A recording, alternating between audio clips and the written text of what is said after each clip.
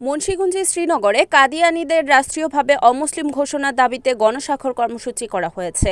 11 মে সোমবার শ্রীনগর উপজেলা চকবাজার ব্রিজ সংলগ্ন বেলা 8টা থেকে 12টা পর্যন্ত কেন্দ্রীয় কমিটির কর্মসূচি হিসেবে কার্যক্রম চলে।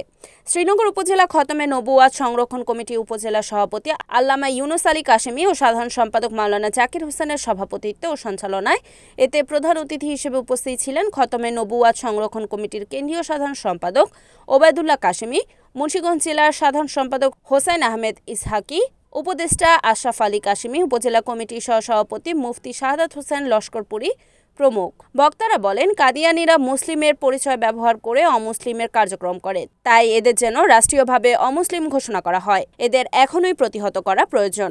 গণস্বাক্ষর কর্মসূচিতে অংশগ্রহণ করে বিভিন্ন শ্রেণী পেশার মানুষ।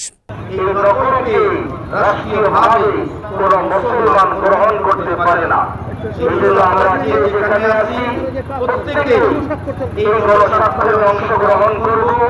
কাদিয়ানীরা কাফের, রাষ্ট্রীয়ভাবে কাফের ঘোষণা করার ব্যাপারে আমার একটা স্বাক্ষর হতে পারে, আমার ইমানি দায়িত্ব পালন হবে। আল্লাহ রাব্বুল আলামিন আমাদের সকলকে এই গণস্বাক্ষরে উপস্থিত হওয়ার এবং গণস্বাক্ষরে স্বাক্ষর করার তৌফিক দান করুন। Report Farhad Hossain Johnny, NAN TV, Munshiganj.